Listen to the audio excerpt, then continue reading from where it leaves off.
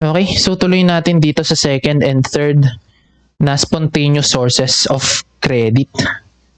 Nandyan si accruals o yung accrued expenses. Alam mo na yan, no? Another form of spontaneous financing which represent liabilities for services that have been provided to the company but not yet been paid for. Okay? So yung cost ng accruals, none.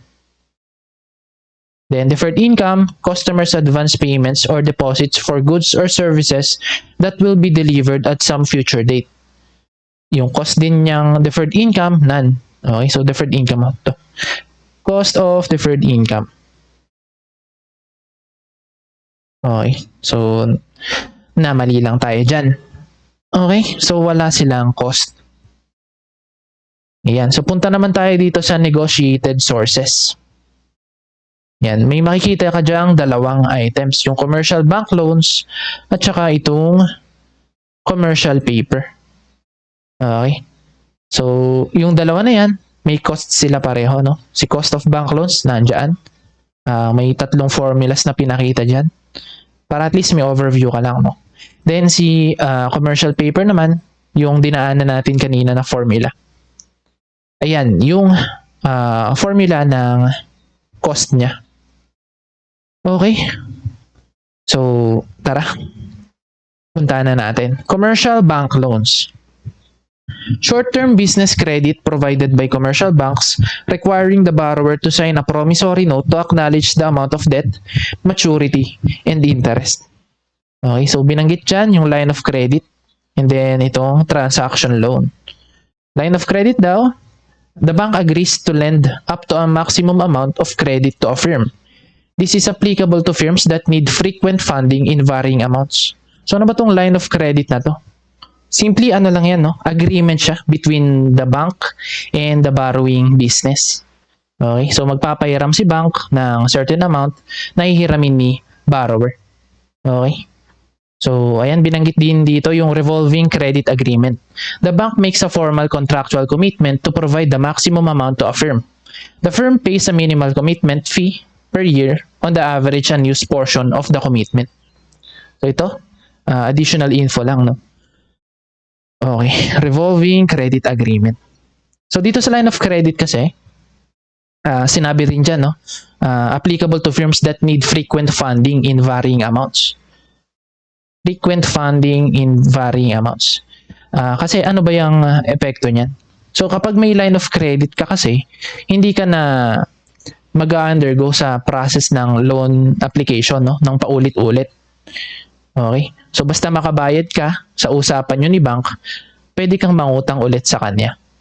Okay? So ganun yung effect niyan ng line of credit na yan.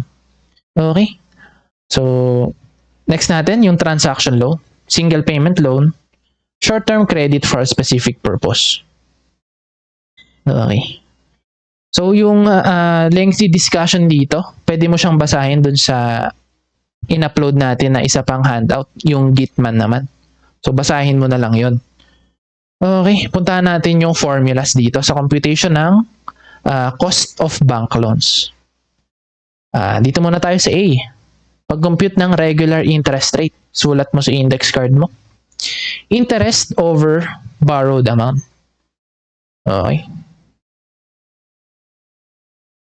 Yung B naman, discounted interest rate. Interest over borrowed amount minus interest. Okay. So itong interest na to, bakit siya minus dito sa borrowed amount? Kasi 'di ba kapag discounting, ang nare-receive mo kapag nanghiram ka, for example, ikaw yung borrower, magre-receive ka ng amount less than the face value nung hiniram mo. For example, 10,000 yung hiniram mo. Discounted ng 2%. Di ba hindi mo naman marireceive yung 10,000? Okay? Kasi nga discounted yan. So, less than 10,000 yung marireceive mo kapag nanghiram ka at a discount.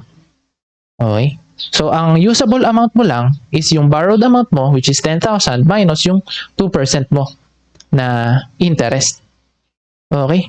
So, same pa rin to nung format nung formula kanina dun sa taas, no? Okay, so daanan mo ulit yung formula doon. itong interest cost per period divided by usable loan amount. Okay, yung usable loan amount, ayan din, no? Discount percent over 100% minus discount percent. So, yun din yung ginawa doon sa baba. Okay. Parang uniform talaga yung formulas dito sa handout natin. Nasaan na yun? Ito. Yan. Interest over borrowed amount minus interest. Okay. Then, yung huli, effective interest rate naman, tinatanong, interest over usable loan amount. Okay. Yung usable loan amount, nakita mo dyan, may asterisk. Ang ibig sabihin lang yan, yung loan amount minus discount interest minus compensating balance. Okay? Bali, ito rin yun, kaya lang nadagdagan ng compensating balance. Okay, so erase na natin, baka malito ka pa rito. Okay, ano ba yung compensating balance? Ayan sa baba, oh. Compensating balance, a certain percentage of the face amount of the loan that must be maintained by a borrower on his or her account. So ito nga, familiar na rin naman sa iyo yan, compensating balance. So yan lang yung formula ng cost of bank loans. Sana sinulat mo sa index cards mo, no? Okay, puntahan natin tong commercial paper. Okay, mamaya may examples tayo for for dito sa negotiated sources. Puntahan muna natin tong commercial paper. Yan, short-term unsecured promissory notes or IOUs issued by large firms with great financial strength and high credit rating to other companies and institutional investors such as trust funds, banks, and insurance companies. Take note mo yung definition na to, no? Madalas itong natatanong sa theories kasi. Ano ba yung commercial paper? Yan. Tuloy mo yung pagbasa. Commercial papers entail lower cost than bank financing. The interest rate is usually lower than the prime rate. So ano ba tong prime rate na to?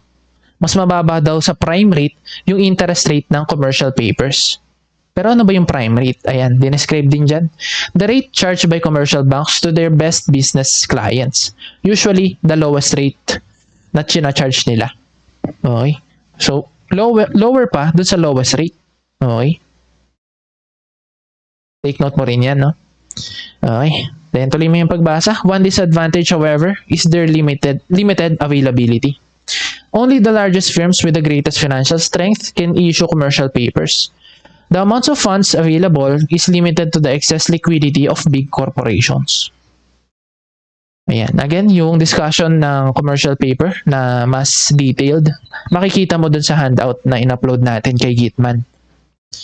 For your reading yon. Basahin mo siya, ha? Okay. Then, punta natin tong effective annual interest rate formula. Yan yung cost ng commercial paper. Yun nga, same lang din nung formula sa itaas, no? Interest cost per period divided by usable loan amount multiplied by number of days in a year over number of days funds are borrowed. Yan. So, para mas magets mo, puntahan natin tong example. Ay, isulat mo pala sa index card mo to. Okay. Ayan. Example, a corporation plans to issue 500 million pesos in commercial paper for 180 days at a stated discounted interest rate of 10%. Dealers of the commercial paper usually charge 200,000 pesos in placement fees and flotation costs. Use 360 days in a year. So, ilatag mo yung formula ng effective annual interest rate. Yan nga, interest cost per period over usable loan amount multiplied by number of days in a year over number of days funds are borrowed. Kuhanin mo yung given. Magkano daw yung interest rate? 10%.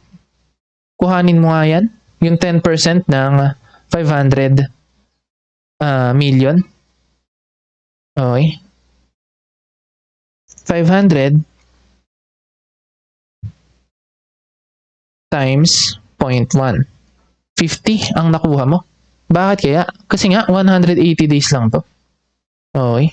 So, times mo siya sa 180 over 360. Okay. So, makukuha mo dyan 25 million. Okay. Yung 180 days na yan, no? Parang half year lang din siya. Kasi nga, 360 days in a year. So, bali, 0.5 years. Okay? Nakuha mo na yung numerator. Then yung denominator naman, yung usable loan amount. Again, i-breakdown nga natin yung usable loan amount. Gamitin natin yung sinabi dito. Ayan, usable loan amount. Loan amount minus discount interest minus compensating balance. Okay? So dito, yung loan amount is yung 500 million. Okay? Sulat natin, no? Loan amount minus discount interest minus compensating balance. CB na lang. Okay? So yung loan amount natin is 500 million. Minus yung discount interest natin, which is na-compute na natin, 25 million. Minus compensating balance na given naman. Ayan, no? Dealers of commercial paper usually charge 200 in placement fees and flotation costs. So, bali hindi pala siya, hindi siya compensating balance. So, costs ito. Placement fees and flotation costs. Ganun din, no? Isusubtract mo rin siya. 200,000. Okay. So, kuhanin nga natin. I-rewrite lang natin dito, no? Yung numerator natin is 25 million. Then, yung denominator, paki-compute. 500 million minus 25 million minus 200,000. Ang nakuha ko is 474.8 million. Okay. Then, ayan. Divide natin siya. Okay, makukuha mo is 0.05265. Ayusin lang natin yung handwriting ko, no? Medyo malabo kasi siya. Ayan, 0.05265. Okay? Ito pa lang yan. Itong side pa lang na equation. Kailangan mo pa siya i-multiply sa 360 over 180. Okay? Kasi nga, annual interest rate yung hinahanap natin. So, multiply mo. 360 over 180. Yan. Ang sagot is 10.53%. Okay. Ayun.